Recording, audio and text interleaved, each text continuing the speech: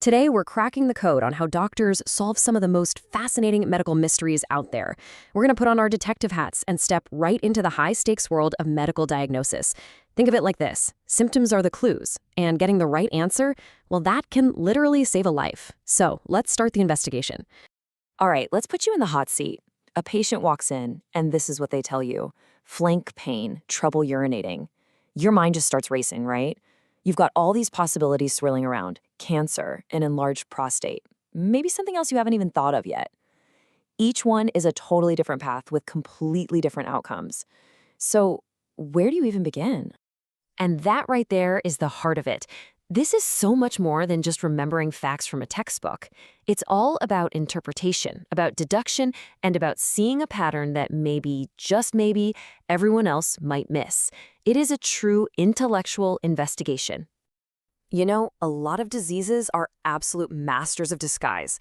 They show up with these vague, overlapping symptoms that seem designed just to throw you off the trail. The clinician's job is to cut through all that noise, to find that one critical piece of evidence, that single clue that just blows the case wide open and exposes the real culprit. Okay, let's dive into our first case file. We're dealing with what I like to call the imposters. We've got one set of symptoms, but three totally different suspects. Our job? Figure out which one is the real deal. So here are the first clues from the scene. We've got trouble urinating, some blood in the urine, and pain in the side or flank. And here's a big one: a history of smoking. That's a critical risk factor we just can't ignore. All of this starts pointing us toward a few of the usual suspects. All right, let's get our suspects into a lineup. First up, bladder cancer. It definitely fits the blood in the urine and the smoking history. But a major obstruction, that's usually a pretty late sign.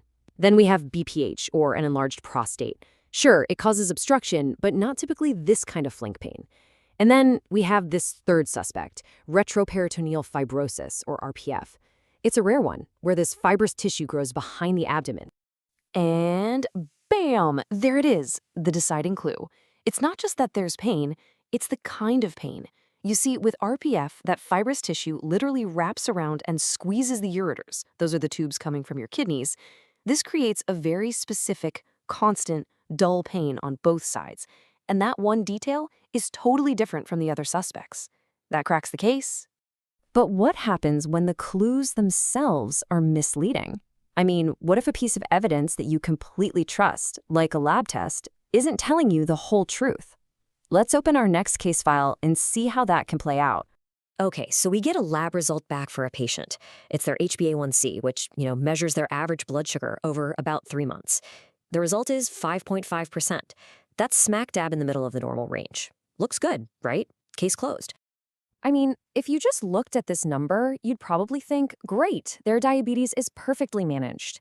But a good detective always asks, is there something I'm not seeing here? And here's the twist. If this patient also happens to have sickle cell trait, their red blood cells just don't live as long as normal.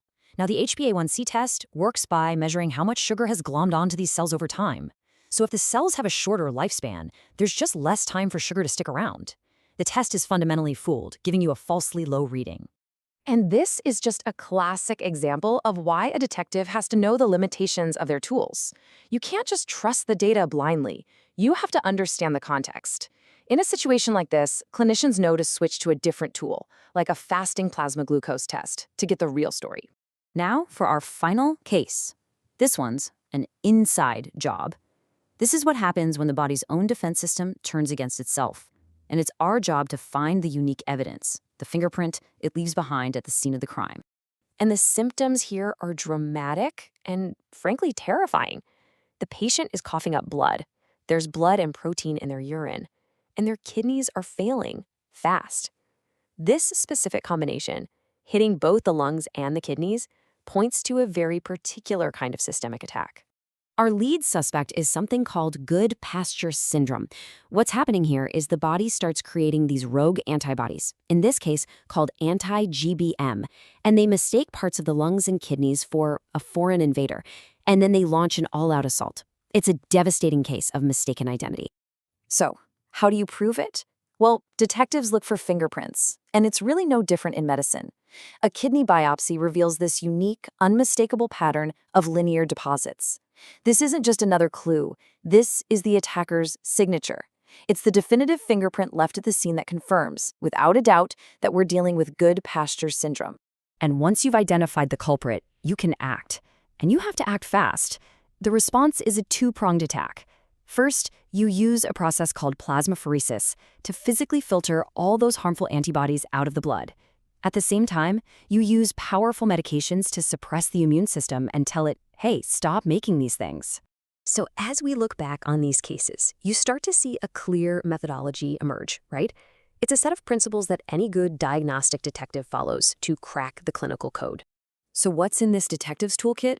First, you've got to find that key differentiator, that one thing that separates all the suspects, like the specific kind of pain that pointed us to RPF.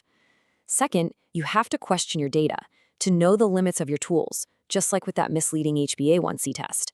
And finally, you have to look for that unique signature, the fingerprint that a disease leaves behind, like those deposits in Goodpastures, so you can connect all the clues and build a truly compelling case. You know, this way of thinking, looking for differentiators, questioning your assumptions, finding those unique patterns, it isn't just for medicine. It's a really powerful way to solve any kind of complex problem. It makes you wonder, doesn't it? What unsolvable mystery in your own world could you maybe look at a little differently now?